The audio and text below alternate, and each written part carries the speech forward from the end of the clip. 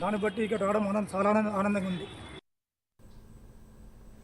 ఇక deputy CM Pawan Kalyan Alluri జిల్లాలో పర్యటిస్తున్నారు. డుమ్రిగూడ మండలం పెద్దపాడులో అడవి తల్లి బాట కార్యక్రమంలో పాల్గొంటారు పవన్ కళ్యాణ్.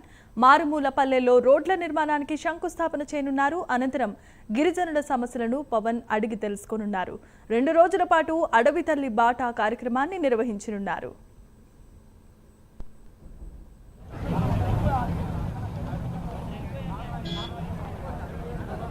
రైట్, ఇక ఇదే అంశానికి సంబంధించి మరిన్ని అప్డేట్స్ అందించడానికి మా AP deputy input editor Vasu సిద్ధంగా ఉన్నారు.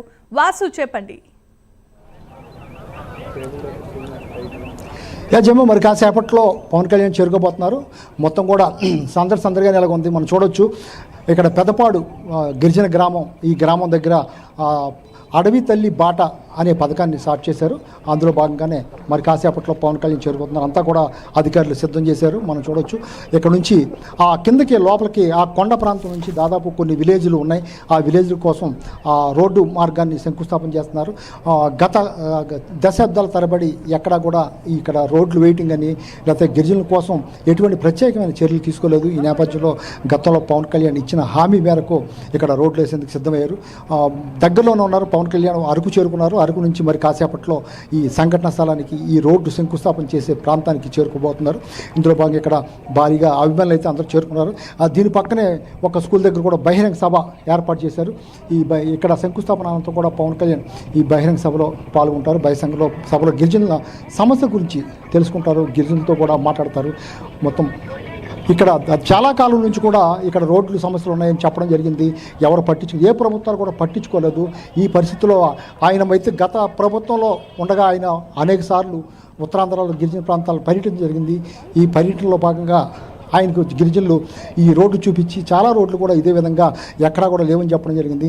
ఈ పరిస్థితులు ఆయన చలించిపోయారు. ఎందుకంటే చాలామంది గిరిజనులు, గర్భిణీ స్త్రీలు చాలామంది కూడా చనిపోవడం జరిగింది. ఎందుకంటే రోడ్లు లేకపోవడం వల్ల వాళ్ళు చనిపోవడం జరిగింది. ఈ పరిస్థితుల్లో పవన్ కళ్యాణ్ చాలా ప్రత్యేక శ్రద్ధ తీసుకుని మొత్తం కూడా తీసుకోవడం జరిగింది. కాన్వాయ్ దగ్గరలో రావడంతో పోలీసులు కూడా అప్రమత్తం అవుతున్నారు. పోలీసులు కూడా మొత్తం సిద్ధమవుతున్నారు. ఈ ప్రాంతానికి శంకుస్థాపన చేసే ప్రాంతానికి ఎవరిని కూడా రానివ్వటం లేదు. ఎవరిని కూడా ఇక్కడ గిరిజన ప్రాంతానికి చెందినటువంటి నాయకులను కానీ ఎవరిని కూడా రానివ్వని పరిస్థితి కనిపిస్తుంది. దాదాపు రాష్ట్ర వ్యాప్తంగా కూడా 2206 గ్రామాల్లో రోడ్లు తీసుకుంటే అల్లూరు సీతారామరాజు జిల్లాలో 167 గ్రామాల్లో ఈ రోడ్లు వేసేందుకైతే పవన్ కళ్యాణ్ మొత్తం రంగం సిద్ధం చేశారు. అందులో భాగంగానే అడవి తల్లి బాట అనే పథకంలో భాగంగా ప్రస్తుతం రాష్ట్ర వ్యాప్తంగా కూడా ఇక్కడ రోడ్డు శంకుస్థాపన చేయనున్నారు. శంకుస్థాపన చేసిన అనంతరం బహిరంగ సభలో కూడా పాల్గొంటారు. ఇవాళ మొత్తం కూడా అరకులోనే ఆయన పర్యటించున్నారు. సాయంత్రం కూడా కొన్ని ప్రోగ్రాంలో పాల్గొనే అవకాశం ఉంది. ఈ నేపథ్యంలో పోలీసులు భారీ బందోబస్తు ఏర్పాటు చేశారు. ఎందుకంటే ఇదంతా కూడా మావోయిస్టు ప్రభావిత ప్రాంతం. దాంతో ఎవరిని కూడా దగ్గర రానిచ్చే పరిస్థితి కనిపించట్లేదు. టైట్ సెక్యూరిటీ చేశారు. కేవలం పోలీసులు మాత్రం రోప్ స్క్వాడ్తో మొత్తం కూడా ఆయన భద్రతా వలయంగా ఉన్నారు. మరి కాసేపట్లో ఆయన చేరుకున్నారు. వెహికల్స్ ఒక్కొక్కటి కూడా చేరుకుంటున్నాయి. మరి కాసేపట్లో పవన్ కళ్యాణ్ ఈ ప్రాంతానికి చేరుకుని ఇక్కడ రోడ్డు శంకుస్థాపన చేస్తారు. గతంలో చాలామంది ముఖ్యమంత్రులు కానీ లేకపోతే డిప్యూటీ ముఖ్యమంత్రులు కానీ చాలామంది వచ్చినప్పుడు కూడా ఎవరు కూడా పట్టించుకున్న పరిస్థితి లేదు. ఎవరు కూడా దీనికి సంబంధించి అంటే రహదారికి సంబంధించి ఎవరు కూడా పట్టించుకునే పరిస్థితి లేదు. మనం చూడొచ్చు పవన్ కళ్యాణ్ వస్తున్నారు. ఒక్కసారి చూడొచ్చు పవన్ కళ్యాణ్ కాన్వాయ్ చేరుకుంటుంది. మొత్తం భారీ కాన్వాయ్తో పవన్ కళ్యాణ్ రాబోతున్నారు. ఇప్పుడు ఇక్కడ నుంచి లోపలికి లోపల ఆ రోడ్డు మార్గం ద్వారా కిందకి పవన్ కళ్యాణ్ లోపలికి వెళ్ళి ఈ రోడ్డు శంకుస్థాపనలో పాల్గొనే అవకాశం ఉంది. మనం చూడవచ్చు పవన్ కళ్యాణ్ కాన్వాయ్ మొత్తం ఇప్పుడే చేరుకుంటుంది. పవన్ కళ్యాణ్ వెహికల్స్ కూడా లోపలికి పంపుతున్నారు.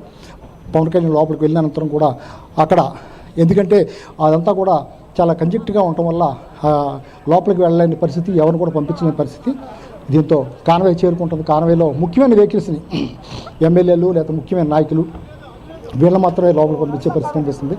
పవన్ కళ్యాణ్ కార్వే వ్యాన్ కూడా ఉంది. కార్వే వ్యాన్ కూడా మనం చూడవచ్చు. ఆయన పవన్ కళ్యాణ్ కార్వే వ్యాన్ వెహికల్ కూడా రావడం జరిగింది.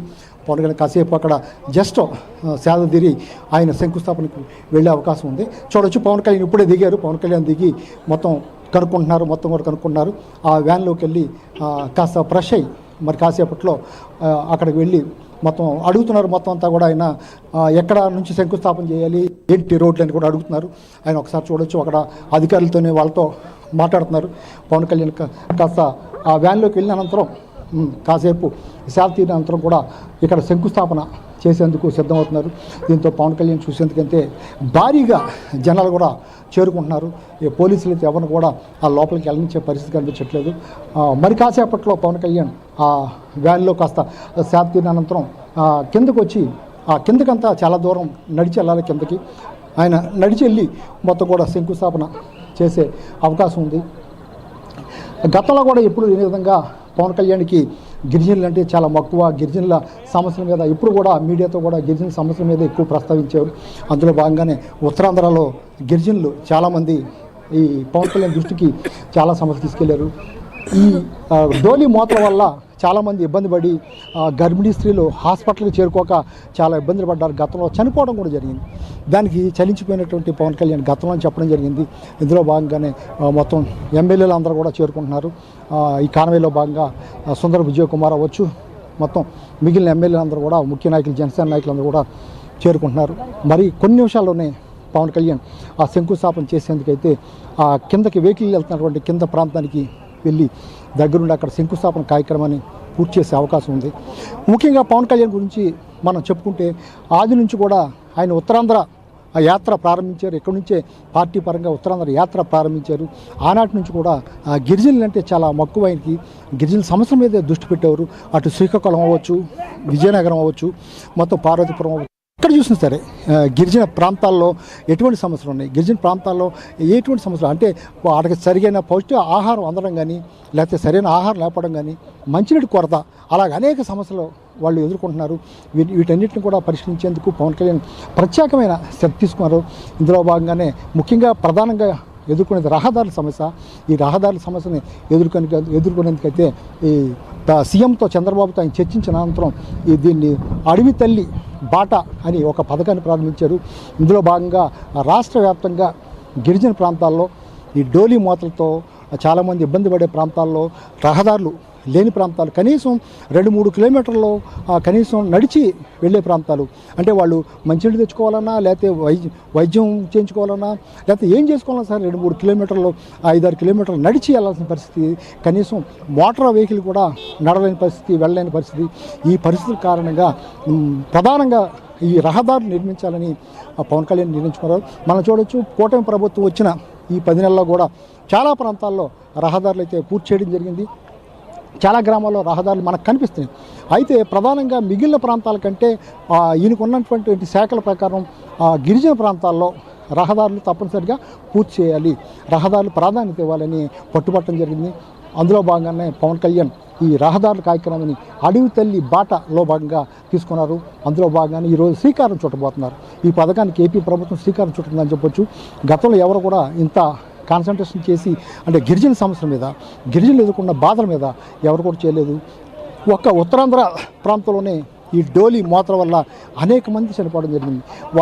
వాళ్ళ ప్రాంతంలో జ్వరాలు వచ్చినా, లేకపోతే ఇతర వ్యాధులు వచ్చినా, లేదా గర్భిణీలు ప్రసవానికి వెళ్ళటానికి, హాస్పిటల్కి వెళ్ళటానికి కూడా ఎక్కడ కూడా ఎటువంటి సౌకర్యాలు లేక, అర్ధరాత్రి అపరాత్రులు కూడా లేక వాళ్ళని డోలీ మోత ద్వారా మోసుకొచ్చి అరకు వరకు తీసుకొచ్చి ఇతర ప్రాంతాల హాస్పిటల్కి తరలించే పరిస్థితి. ఈ పరిస్థితులన్నిటి కూడా గమనించినటువంటి పవన్ కళ్యాణ్ మొత్తం సీఎంతో కూడా చర్చించి ఆది నుంచి కూడా భాగస్వామిగా ఉన్నారు కాబట్టి, ఈ కూటమిలో భాగస్వామిగా ఉన్నారు కాబట్టి వీళ్ళకి ప్రాధాన్యత ఇవ్వాలని పట్టుబట్టి మరి ఆయన ప్రత్యేక శ్రద్ధ తీసుకుని ఈరోజు ఈ రోడ్లు శంకుస్థాపనకి అయితేనే, లేదా మిగిలిన గిరిజన సమస్యలో పరిష్కారానికి అయితే ఆయన ముందుకు వచ్చారు. ఒక్క రోడ్ల సమస్య కాకుండా గిరిజన ప్రాంతాల్లో మంచినీటి కొరత కూడా, వేసవికాలం వచ్చిందంటే కనీసం వాళ్ళు తాగటానికి నీళ్ళు ఉండవు, తినటానికి తిండి ఉండదు, అనారోగ్యం పాలవుతుంటారు, ఎటువంటి పౌష్టిక ఆహారం కూడా దొరకదు వాళ్ళకి. ఈ పరిస్థితుల్లో ఎదుర్కొనేందుకు కూడా పవన్ కళ్యాణ్ ఒక ప్రత్యేకమైన ప్రణాళిక సిద్ధం చేస్తున్నారు. ఈ రోడ్లు ఆయన ఒక టార్గెట్ పెట్టుకున్నారు. ఆ టార్గెట్లో భాగంగా ఈ రోడ్లకి నిధులు మంజూరు చేయడం జరిగింది. ఈ రోడ్ల నిర్మాణం అనంతరం కూడా ఆయన అయితే మొత్తం మిగిలిన ఆహార సమస్యలు అయితేనే, లేకపోతే మంచినీటి కొరత సమస్యలు అయితేనే వాటి మీద దృష్టి పెట్టే అవకాశం ఉంది. అందులో భాగంగానే ఇవాళ ఇక్కడికి వచ్చినటువంటి చాలామందితో కూడా ఆయన పవన్ కళ్యాణ్ చర్చించే అవకాశం ఉంది. ఇంకా గిరిజన సమస్యలు ఎటువంటి సమస్యలు ఉన్నాయి, ఏమున్నాయని కూడా ఆయన తెలుసుకునే అవకాశం అయితే ఉంది. మొత్తానికి పవన్ కళ్యాణ్ మరి కాసేపట్లో అయితే ఇక్కడి నుంచి వెళ్ళి రోడ్డుకి శంకుస్థాపన చేసే అవకాశం ఉంది. దాంతో దీని అనంతరం కూడా దగ్గరలోనే ఉన్నటువంటి ఇంటి ప్రాంతంలో బహిరంగ సభలో కూడా పాల్గొంటారు. ఆ బహిరంగ సభలో మొత్తం వాళ్ళ గిరిజనులతో కూడా మాట్లాడి వాళ్ళ సమస్యలు కూడా తెలుసుకునే అవకాశం ఉంది. ఏదేమైనప్పుడు కూడా గతంలో ఎవరో రాని విధంగా పవన్ కళ్యాణ్ ఇక్కడికి వచ్చి ఈ రోడ్లు శంకుస్థాపన చేయడం పట్ల ఇక్కడ గిరిజనులు అయితే ఆనందం వ్యక్తం చేస్తున్నారు. Right, thanks for the updates and details.